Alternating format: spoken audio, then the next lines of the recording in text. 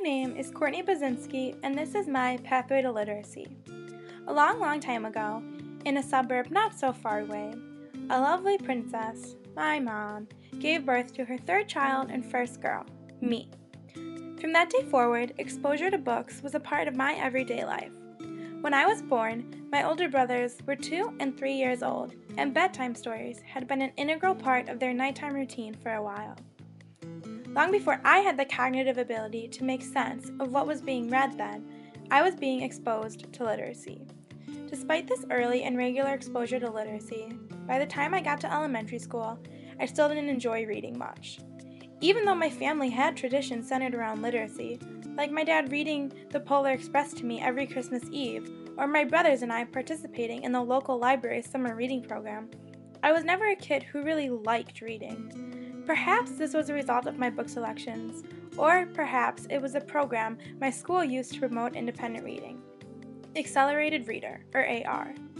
For those of you unfamiliar with AR, it's a program in which students take a test to determine their reading proficiency level, and based on that level, must choose from certain books within the school library. Each book is worth a certain number of points, and in order to receive those points, students must pass an online reading comprehension quiz after finishing their book, and they must do so on their first attempt with a score of 80% or above. Most years, my elementary educators, intentionally or otherwise, chose to frame AR as a competition in which students were encouraged not to read for enjoyment or understanding, but to beat their classmates by obtaining more points. To be honest, I think my elementary school experience with reading left me with a sour taste in my mouth because it wasn't really until high school that I actually started to enjoy reading the way I do today. Although, in full disclosure, my interest in reading was temporarily spiked in junior high when I first encountered the Twilight series. Even though these books are hugely problematic for young girls to be reading, they did at least get me excited about reading for once.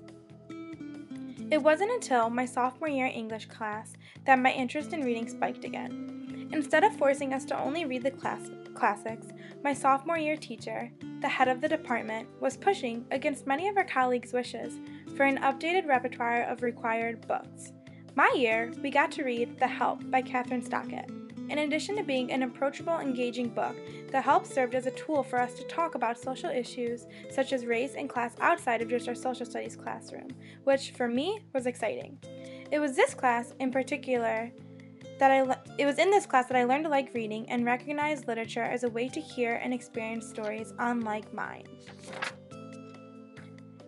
It was also in high school that I developed other forms of literacies, such as literacy in driving, literacy in technology, and social media literacy.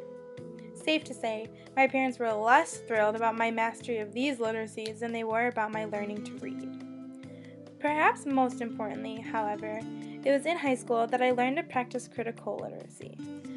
Something that is encouraging to me as a future social studies educator is that it was in my social studies classes, not my English ones, that my critical literacy skills grew most. I could talk about my high school social studies classes forever, as they were a major part of why I chose the career path I did, but I'll keep it short. It was my sociology of gender class that best fostered my critical literacy skills by forcing me to constantly consider the message of all sources I encountered, whether they be advertisements, films, political ads, or anything. It was this class that first got me thinking about audience and author and bias in a deep way. This class, perhaps more than any other, helped me become a critical consumer of information. To sum it up, my pathway to literacy was a bumpy one. Despite my initial distaste towards reading as a kid, I now love reading novels, especially ones that help me understand perspectives I would otherwise be unfamiliar with. Through both babysitting and soon through my teaching, I also have grown and continue to look forward to sharing literature and my love for it with those younger than me. I hope that in my teaching, I have the chance to help a student like me, turned off by reading from prior education experiences, discover the value that literacy does have to offer. Thanks for listening.